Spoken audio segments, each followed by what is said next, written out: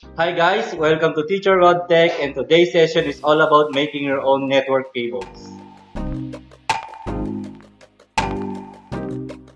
Once again, welcome to the channel, and if you are new here, I create videos about technology and how we integrate ICT into teaching. I also create lessons and tutorials on subjects related to ICT, and I'll teach you how to make technology make your life easier.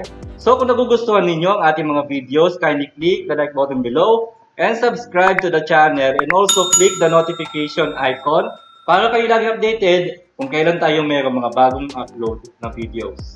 So kung ikaw ay estudyante ng CSS, isa sa mga pinakamahalagang skill dapat mong matutunan is yung paggawa ng mga network cables. Kasama rin kasi ito sa mga tinatanong para sa National Certification Level 2 Assessment para sa CSS. Kung kayo naman ay hindi estudyante, pero ang trabaho mo ay may kinalaman sa computers, napakahalaga din na matutunan mo ang skill na ito. Actually, madali lang naman siya matutunan at simple lang naman yung mga tools at materials na kinakailangan natin para matuto tayong gumawa ng sarili nating cables. So without further ado, let's start. So isa-isahin muna natin kung ano yung mga materials at mga tools na gagamitin natin para makagawa tayo ng ating network cable.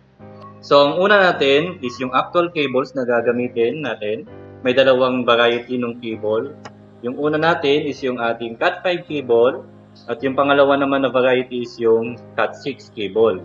Pareho lang sila ng functionality, meron lang counting differences. Sa Cat6 cable, kadalasan ay meron tayong makikita na insulator wire sa loob.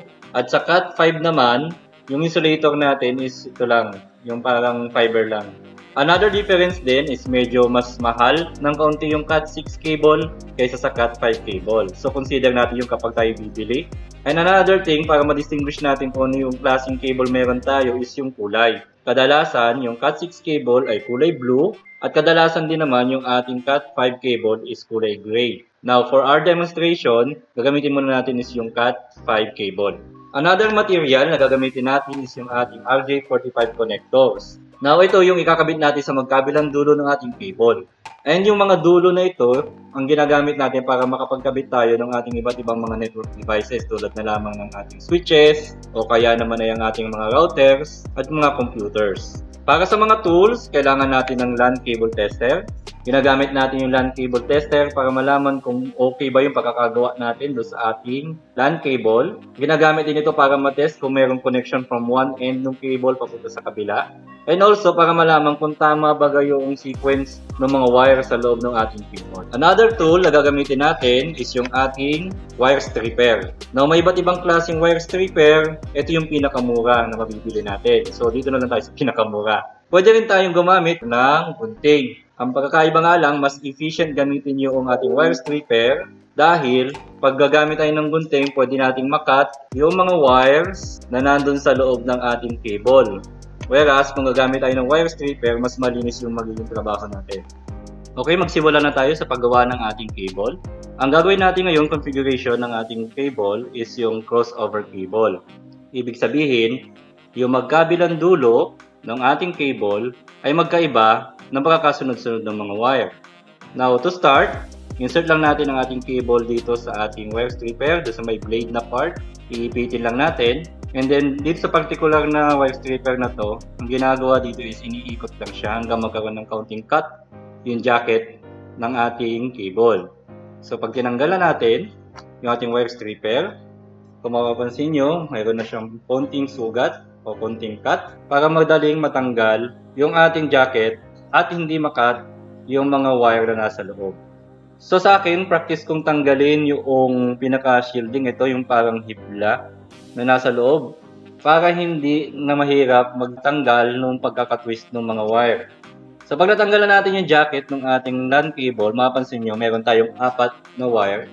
Pero yung 4 na wire na yun is actually 8. Magka-twist lang yun o magkapulupot. So tatanggalin natin yung pagkakapulupot ng 4 na wire. Okay? So pag natapos siya, meron na tayong 8 individual na magkakahiwalay na mga wire. Now, since ang gagawin natin ni crossover cable, nabanggit natin kanina ay magkaiba yung dulo, ipopost ko dito sa screen yung pagkakaiba noong T568A at saka T568B na configuration ng ating wires. So, unahin mo natin gawin ay yung T568A. So, hawak yung ating cable uli. Pagkasunod-sunodin na natin yung ating mga wires. So, una natin, since ito yung A type, ang unang kulay natin is yung white-green. And then, susunod na kulay ay green.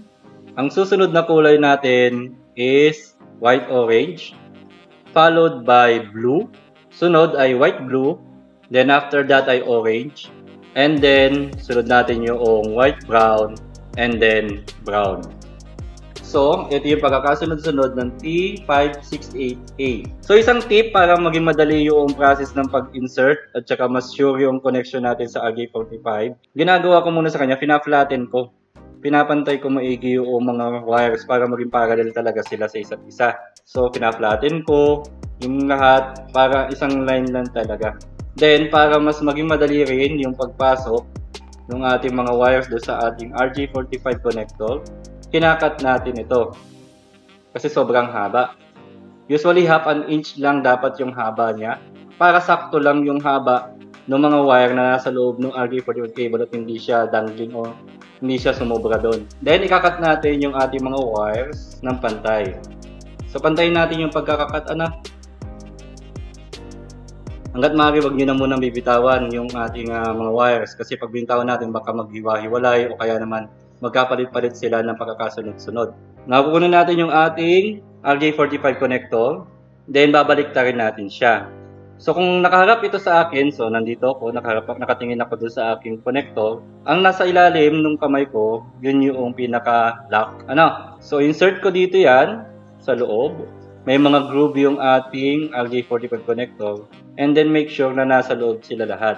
Make sure na naka-insert properly yung ating mga wires doon sa ating connector.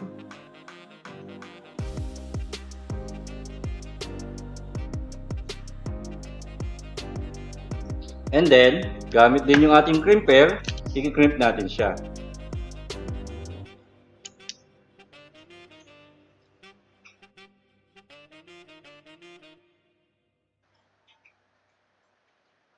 Make sure na secure yung ating cable at hindi basta-basta mahihila palabas ng ating RJ45 connector. So yun yung para doon sa ating first part. Yun yung T568A. Para doon sa kabila, ang gagamitin natin configuration para naman dito sa isa ay yung T568B. Iba yung configuration niya. So pagkatapos natin balatan, matapos natin pag-rolling ng wire, isa-isinuli natin.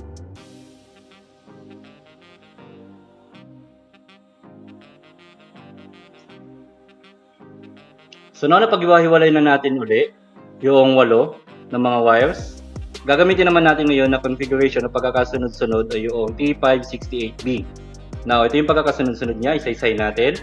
Unang-unang wire natin is white-orange, then orange, then white-green, then blue, then white-blue, then green, followed by white-brown, and then brown.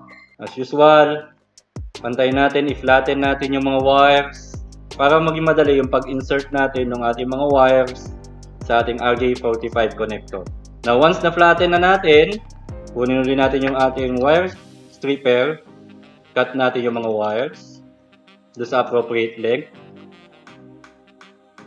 and wag na munang bibitawan para hindi magkahiwa-hiwalay o magkapalit-palit yung pagkakasunod ng mga wires. Kunin natin yung pangalawa nating RJ45 connector, and then ulitin natin ang nakalagay sa ibaba. Pag nakaharap tayo sa ating RJ45 connector ay yung ating lock. Insert natin carefully yung ating LAN cable sa ating RJ45 connector. Make sure na secure yung ating cable sa loob ng ating connector. And once na na-check natin na okay na, gamitin ulit natin yung ating crimper at i-crimp na natin.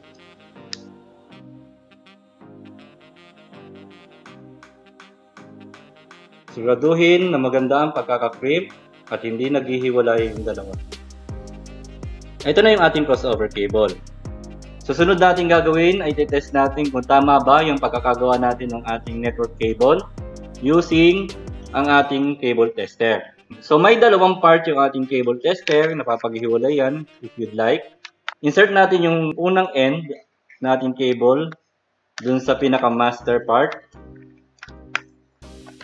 And the other end dun sa remote part ng ating tester.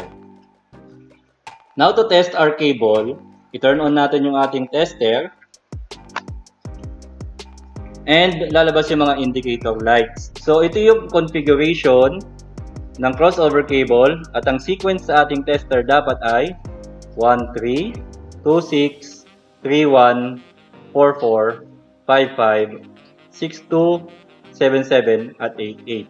So, gamit yung ating tester, nalalaman natin na may signal from this end papunta dito sa kabilang dulo. So, yun yung mga procedures sa kung paano tayo gumagawa ng sarili nating network cables. At para naman doon sa isa pang type ng network cable which is yung straight through cable, ang pagkakaiba lang niya dito sa ginawa natin is pareho yung dulo niya. So, kung type A yung nasa isang dulo, type A din yung nandun sa kabilang dulo.